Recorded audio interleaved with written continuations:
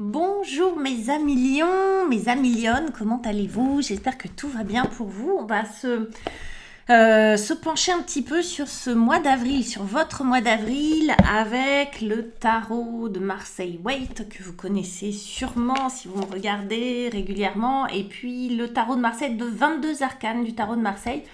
Un petit jeu très mignon, très frais pour le printemps. Voilà, ça sera la première partie.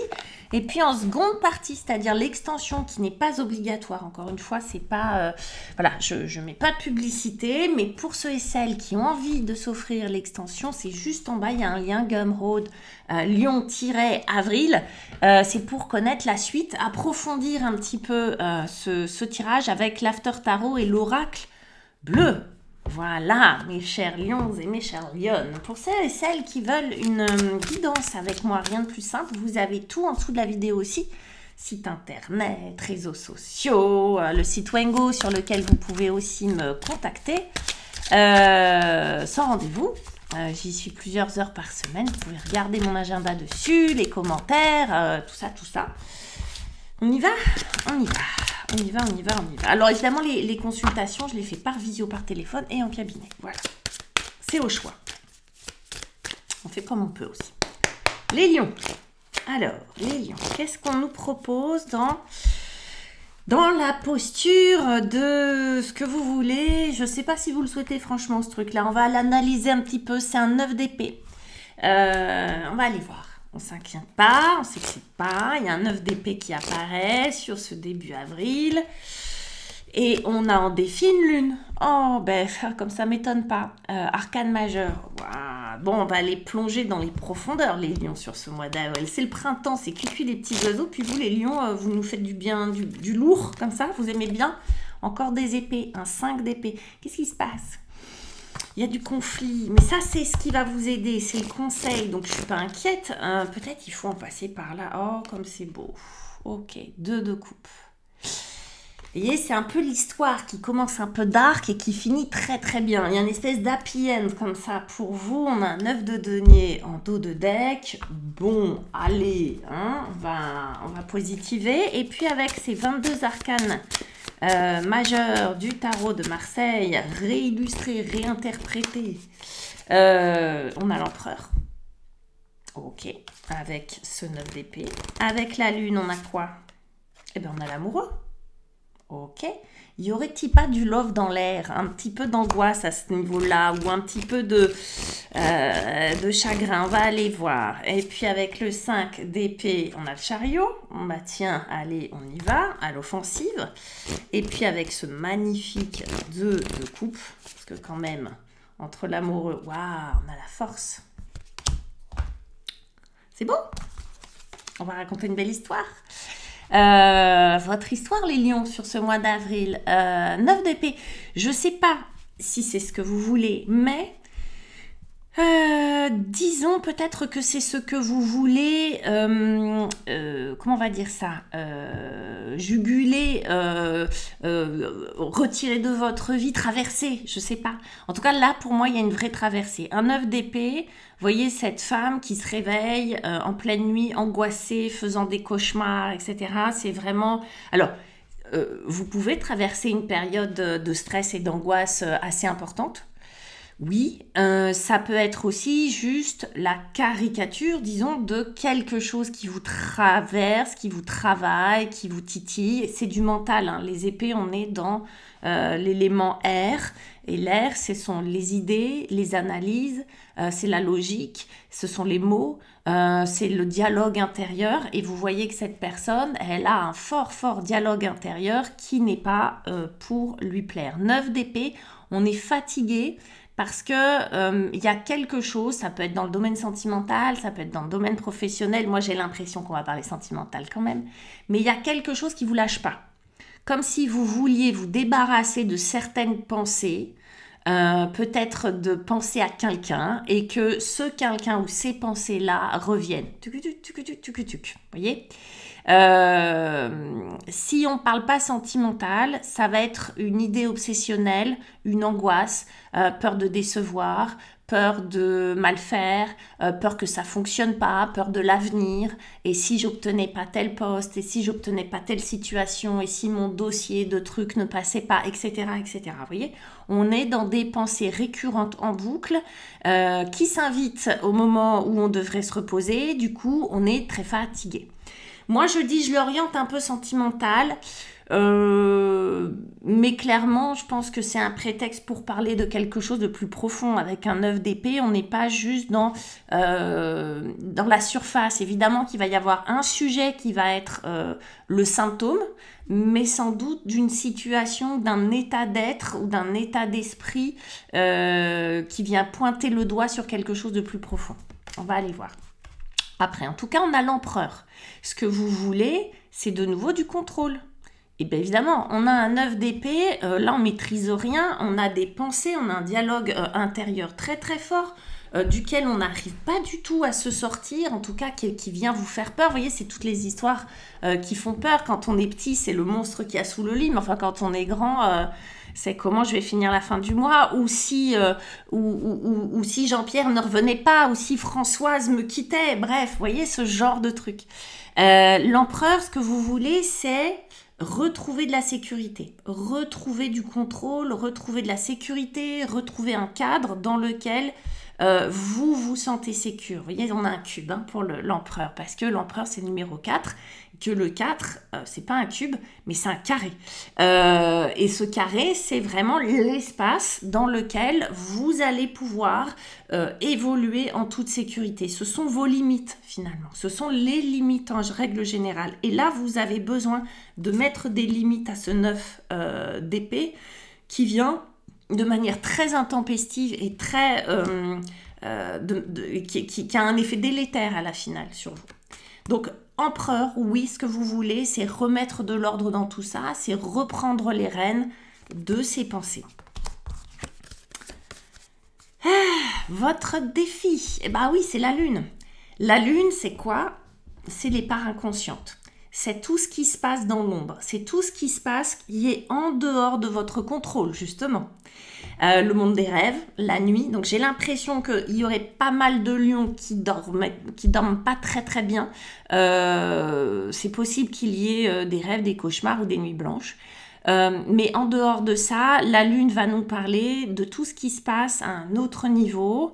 C'est ce qui active ce 9 d'épée, les pensées récurrentes. La lune, elle, c'est le monde de l'inconscient. Donc, on ne maîtrise pas ça. On peut juste apprivoiser, on peut juste aller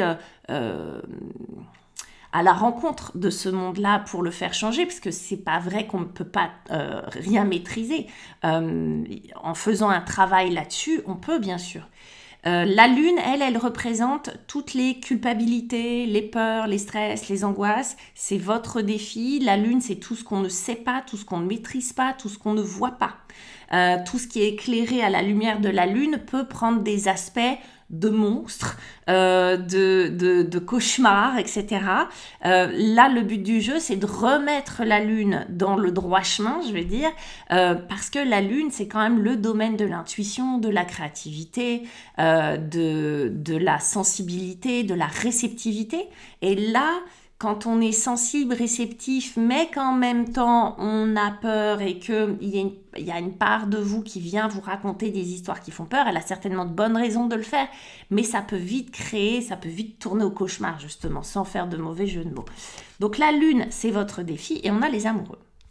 Ah, les amoureux. Donc évidemment, ça peut parler d'une histoire sentimentale qui vous tracasse, qui vous laisse un goût amer, qui vous angoisse, qui vous culpabilise, qui vous taraude et qui vous laisse pas en paix. C'est possible. Donc, votre hôte, votre âme sœur, c'est peut-être pas votre âme sœur du coup, parce que si elle vous enquiquine à ce point, c'est peut-être pas que c'est votre âme sœur. L'idée de l'amoureux aussi, si c'est pas sentimental ou pas dans ce sens-là, l'amoureux vient vous parler de votre amour-propre, de votre âme sœur, de votre âme tout court. Donc là, c'est comme s'il y avait séparation. C'est comme s'il y avait des amours, d'accord? Pas des amours, hein, des amours, c'est-à-dire plus d'amour. C'est comme s'il y avait rupture, c'est comme s'il y avait une coupure avec la personne que vous estimez être votre âme sœur, mais aussi avec votre âme à vous. Là, clairement, l'amoureux, c'est d'abord s'aimer soi-même.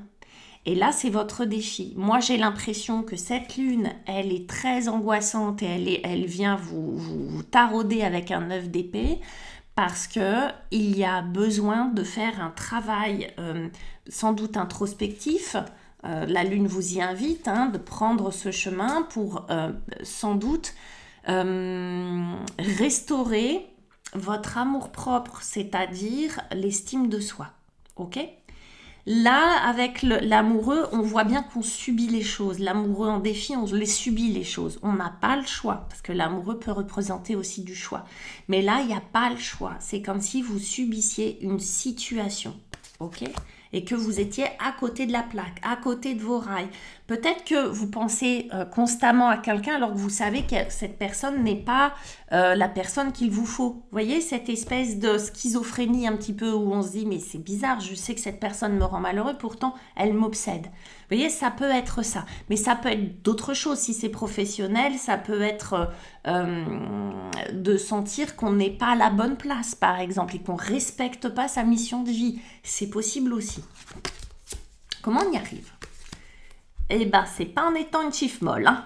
Avec un 5 d'épée, il y a vraiment l'idée de verbaliser, quitte à ce que ce soit un peu âpre et un petit peu difficile à entendre ou à dire, mais de verbaliser et à monter un petit peu, à se défendre. C'est comme si, même si c'est un petit peu, comment on va dire, un petit peu offensif, parce que le 5 d'épée, il est un peu offensif. Même si c'est un peu offensif, un petit peu raide, il y a l'idée de verbaliser les choses et de les donner comme ça, d'aller dans le vif du sujet, de crever l'abcès tout simplement. Hein. Avec ce 5 d'épée, on crève l'abcès. On arrête de tout garder pour soi et on verbalise les choses de manière peut-être un peu crue, un peu rapide, un peu violente. Évidemment, on ne va pas vous demander d'être violent, mais le 5 d'épée, il n'a pas peur du conflit. Hein, si vous avez peur du conflit, les lions, pas de bol, ce qu'on va vous demander, c'est d'y aller, de prendre le risque en tout cas, de rentrer dans un conflit. Souvent, quand on a peur du conflit, du coup, on verbalise pas, on reste dans sa coquille, on dit pas les choses, et puis ça suppure. Vous voyez, ça pourrit. Donc là, c'est ça, c'est l'idée, c'est de crever l'abcès et avec ce 5 d'épée, d'y aller, de verbaliser et de tenter de dire les choses, même si c'est maladroit. Avec le chariot, on a aussi cette idée d'aller, vous voyez, ce chemin, c'est un peu celui-là, le chemin tortueux. Bon, avec le chariot, on prend, je vous disais, on va devoir emprunter ce chemin. On emprunte le chemin, on ne sait pas tellement où on va, mais l'idée avec le chariot, c'est de partir sur la route de cette part-là, de qu'est-ce que ça veut dire d'aller au fond des choses, hein, parce qu'on verbalise, on va au fond des choses, et de découvrir des territoires inconnus. Ces territoires-là, évidemment, c'est des territoires intérieurs, mais c'est aussi partir à la rencontre de l'autre. Verbaliser quelque chose qu'on a gardé pour soi à l'autre nous permet de découvrir ce que l'autre ressent, ce que l'autre pense et comment il réagit par rapport à ça. Vous voyez, l'idée là, c'est de soulever des couvercles, d'aller de sortir de sa zone de confort. Le chariot, il est très ambitieux. Le chariot, il vous va bien le chariot, les lions, parce que c'est quelqu'un qui s'expose. Le chariot, c'est quelqu'un qui, tout d'un coup, sort de la noche, de la nuit, pour dire, attendez, c'est moi que voilà. Là, le chariot, il va vous aider, le 5 d'épée et le chariot va vous aider à retrouver cet amour-propre, cet ego, cette estime de soi. C'est pas péjoratif quand je dis amour-propre et ego, hein, on en a besoin, on en a tous, et tant mieux, et de la fierté aussi, et quelque part, c'est bien, tout est une question de dosage. Là, c'est vraiment l'idée de reprendre les rênes un petit peu de tout ça, de gonfler un peu la poitrine et de dire, attends, C'est moi c'est moi que voilà, et moi, voilà ce que j'ai à dire. Il y a l'idée de rapidité aussi. Hein. Il est possible que tout ça vous échappe totalement. Alors pour quelqu'un qui veut du contrôle, je vais le faire flipper, mais que ça vous échappe, que ça sorte, en fait. Il y a quand même avec ce chariot l'idée aussi de la séduction, de la rondeur. Je vois bien qu'on ne va pas agresser tout le monde. Vous voyez, j'ai l'impression que vous savez manier les mots, que les mots c'est important pour vous, que vous, voilà, que vous allez avoir un côté aussi diplomate, que vous n'allez pas non plus voilà, engueuler tout le monde comme ça. Mais n'empêche que vous sortez du bois et vous y allez. Mais regardez qui on a là. Ça va être super efficace, les amis, parce que ce que vous voulez, c'est quand même l'amoureux. L'amoureux et le 2 de coupe, un peu kiff-kiff bourricot. Hein. C'est un petit peu la même chose. Le 2 de coupe, c'est l'union de polarité. C'est retrouver son âme sœur ou retrouver son âme. C'est l'union de sa part féminine, sa part masculine. C'est le retour d'une personne que l'on aime. C'est l'union avec une personne que l'on rencontre. Oui, c'est comme si vous aviez fait... vous aviez purgé quelque chose, comme si vous aviez, en vous exprimant, en montant vraiment là à la guéguerre, à la bataille presque, hein, d'accord, vous avez purgé quelque chose, vous avez délivré un message, vous avez fait ça avec succès. Alors, ça peut juste vous reconnecter, comme je vous disais, à votre mission de vie, à votre âme. Peut-être que vous vous êtes trahi dans cette histoire-là, d'accord? Peut-être que vous n'avez pas dit des choses qui vous contrariaient. Peut-être que vous avez supporté des choses qui n'étaient pas supportables. Peut-être que vous ne vous êtes pas respecté. Là, vous vous retrouvez. Vous vous... comment on pourrait dire ça? Vous vous re-aimez. Vous vous re-aimez. Mais encore une fois, ça peut être un aller-retour, ça peut être ça peut être vis-à-vis de quelqu'un et vis-à-vis de vous. C'est sûr que si on se respecte, si on agit selon sa conscience pour une fois et pas juste pour faire plaisir ou par projection de ce qu'il faut faire ou pas par calcul ou analyse ou par peur de déplaire, ben peut-être qu'on est un peu plus authentique, un peu plus sincère et que l'autre en face aussi va l'être. Et puis, on a cette force magnifique. Et je regrette qu'on n'ait pas Mais elle est très belle, cette illustration. C'est ces doigts qui tiennent ces flammes. C'est votre élément, le feu, hein, les lions, c'est vous. La force, c'est une femme qui dompte un lion. Normalement, on le sait, qui apprivoise un lion. Là, vous apprivoisez le feu, la flamme. C'est-à-dire que ça vous permet d'apprivoiser vos peurs, vos stress. Ça vous permet de dépasser ça. En gros, avec la force...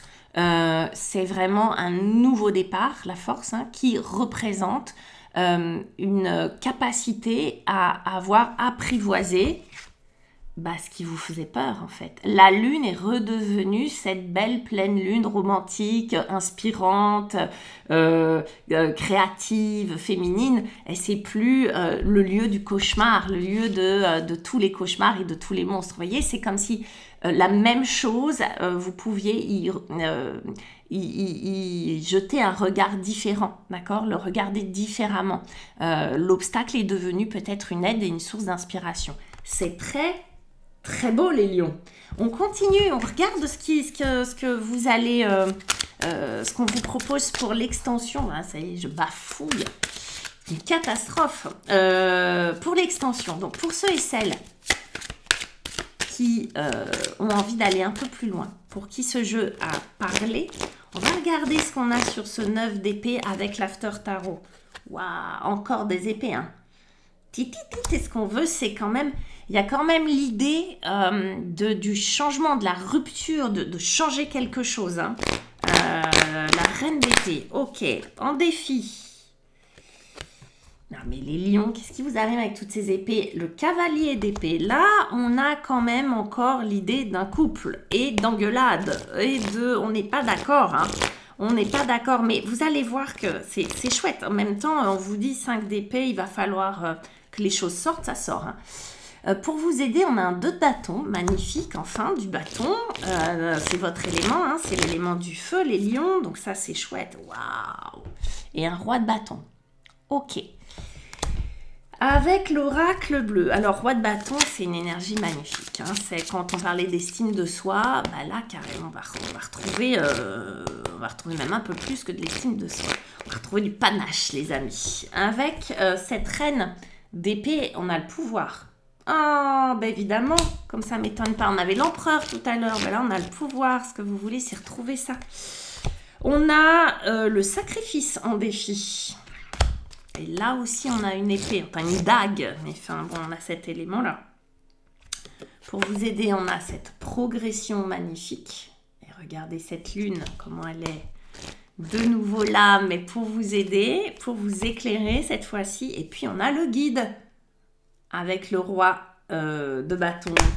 Mes petits lions, mes petites lionnes, pour celles et ceux qui veulent me rejoindre sur Gumroad, à tout de suite. Pour les autres, likez, commentez, mettez des pouces, envoyez ça à des lions que vous connaissez.